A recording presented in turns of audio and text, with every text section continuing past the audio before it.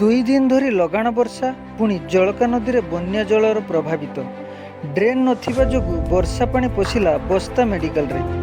ପ୍ରତ୍ୟେକ କ୍ୱାର୍ଟରରେ ପାଣି ପଶି ଯାଇଥିବା ବେଳେ ଡାକ୍ତର ଓ ନର୍ସ ଓ ଟେକ୍ନିସିଆନ ଗୋଳ ଟେକି ଚେୟାରରେ ବସିଥିବାର ଦେଖିବାକୁ ମିଳିଛି। ରୋଗୀମାନେ ବେଡ୍ ଉପରେ ବସି ରହିଛନ୍ତି। ରାଜ୍ୟ ସରକାର ପ୍ରତ୍ୟେକ ବର୍ଷ ସ୍ୱାସ୍ଥ୍ୟକେନ୍ଦ୍ର ଉନ୍ନତିକରଣ ପାଇଁ ଲକ୍ଷ ଲକ୍ଷ ଟଙ୍କା ଯୋଗାଇ ଦେଉଥିବା ବେଳେ ବସ୍ତା ସ୍ୱାସ୍ଥ୍ୟକେନ୍ଦ୍ର ଅବହେଳିତ ଅବସ୍ଥାରେ ରହିଛି। ଜିଲ୍ଲା କର୍ତ୍ତୃପକ୍ଷ ପଦକ୍ଷେପ ନେଉନଥିବା ନେଇ ବସ୍ତା ଅଞ୍ଚଳର ବୁଦ୍ଧିଜୀବୀ ମହଲରେ ପ୍ରଶ୍ନବାଚୀ ସୃଷ୍ଟି ହେଉଛି। ମେଡିକାଲର ପ୍ରତ୍ୟେକ କ୍ୱାର୍ଟରରେ ପାଣି ପଶିଥିବା ସ୍ଥଳରେ ଡାକ୍ତରମାନଙ୍କ କ୍ୱାର୍ଟରରେ ପାଣିର ଲହରୀ ସୃଷ୍ଟି ହୋଇଛି। ଡାକ୍ତରଖାନା ପାଖରେ ଡ୍ରେନ୍ ନଥିବା ଯୋଗୁଁ ବର୍ଷା ପାଣି ସିଧାସଳଖ ମେଡିକାଲ ଭିତରକୁ ପ୍ରବେଶ କରୁଛି ବୋଲି ସ୍ୱାସ୍ଥ୍ୟକେନ୍ଦ୍ରର ଭାରପ୍ରାପ୍ତ ଡାକ୍ତର ଦେବବ୍ରତ ଜେନା ପ୍ରକାଶ କରିଛନ୍ତି। ରୋଗୀମାନେ ଭୟଭୀତ ହୋଇପଡ଼ିଛନ୍ତି। ତେବେ ଉଚ୍ଚ କର୍ତ୍ତୃପକ୍ଷ ଯଥାଶୀଘ୍ର ଏହି ସମସ୍ୟା ପ୍ରତି ଧ୍ୟାନ ନଦେଲେ ଆଗାମୀ ଦିନରେ ଡାକ୍ତରମାନେ ରୋଗୀ ସେବା ବନ୍ଦ କରିବେ ବୋଲି ଡକ୍ଟର ଶ୍ରୀ ଜେନା ପ୍ରକାଶ କରିଛନ୍ତି।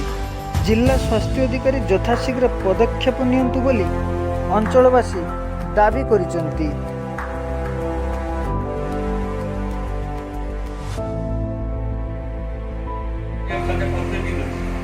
ଡାକ୍ତର ଦେବବ୍ରତ ଜେନା ସୁପରିଟେଣ୍ଡେଣ୍ଟ ସିଏସି ବସ୍ତା। ସାର୍ ଆଜି ଆପଣଙ୍କୁ ଏଇ କ୍ୱାର୍ଟରରେ ଆଣ୍ଠୁଏ ପାଣି, ହସ୍ପିଟାଲ ଭିତରେ ମଧ୍ୟ ଆଣ୍ଠୁଏ ପାଣି, ସାର୍ କ'ଣ କହିବେ ସାର୍? ଦେଖନ୍ତୁ, ହସ୍ପିଟାଲ ଯେତେବେଳେ ତିଆରି ହେଇଥିଲା ବହୁତ ପୁରୁଣା ହସ୍ପିଟାଲ, ସେତେବେଳେ ରାସ୍ତାର ମାନେ ହାଇଟ୍ ଆଉ ହସ୍ପିଟାଲ ହାଇଟ୍ ଭିତରେ ବହୁତ ଡିଫରେନ୍ସ ଅଛି। ହସ୍ପିଟାଲ ବହୁତ ତଳେ ଅଛି, ତ ଏଇ ଯେଉଁ ମଶା ଝାଳରେ ବର୍ଷା ହେବା ଯୋଗୁଁ ପାଣି ପଶି ଆସୁଛି। ତାପରେ ଡ୍ରେନେଜର ବି ସୁବିଧା ଠିକ୍ ନାହିଁ, ପାଣି ପଶି କେମିତି ପରିସ୍ଥିତିରେ କେମିତି ରହିବେ, କେମିତି ଆମେ ସେବା ଯୋଗାଇବୁ। ବର୍ଷା ସମୟରେ ମାନେ ମାନେ ଖାଇବାକୁ ଆଉ ମାନେ ଖାଇବା ପାଇଁ ନଗେଇକି କାମ କରୁଛୁ, ତାର କେମିତି